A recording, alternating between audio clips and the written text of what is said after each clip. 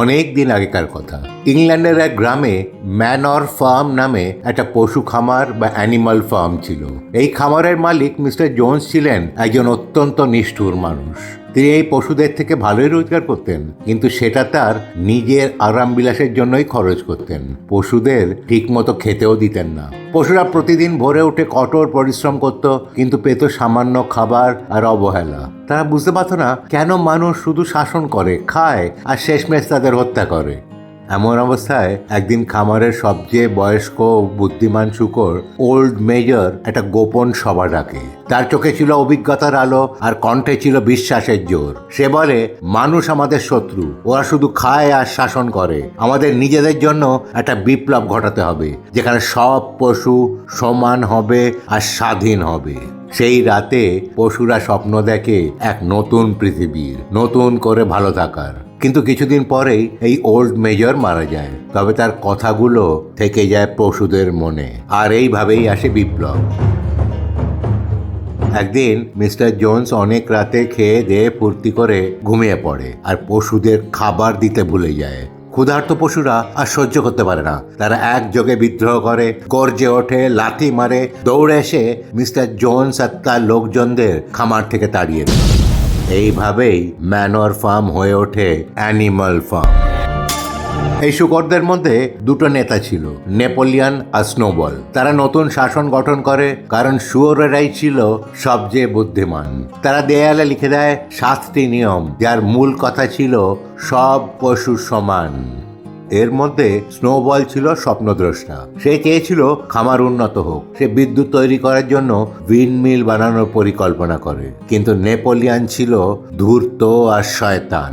প্রথম থেকেই তার উদ্দেশ্য ছিল ক্ষমতা দখল করার। সে গোপনে কুকুরদের নিয়ে আলাদা করে প্রশিক্ষণ দেয় এবং কুকুরগুলোকে বানায় তার নিজের ব্যক্তিগত দেহরক্ষী।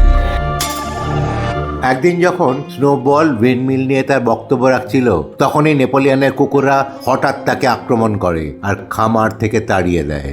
এবার পুরো খামারে একচ্ছত্র ক্ষমতায় নেপোলিয়ন।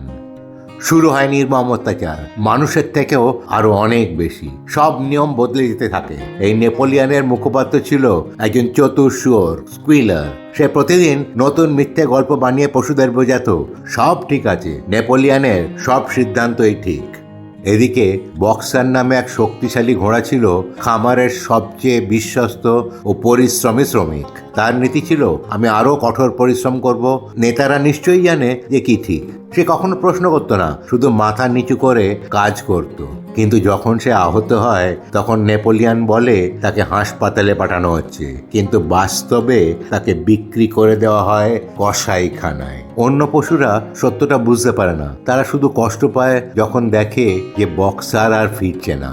সময়ের সাথে সাথে এই শূকর আর শূকরের বাচ্চারা বদলে যেতে থাকে। তারা মানুষের ঘরে থাকতে শুরু করে, মানুষের পোশাক পরে, ফুর্তি করে, এমনকি 2 পায়ে হাঁটতে শুরু করে।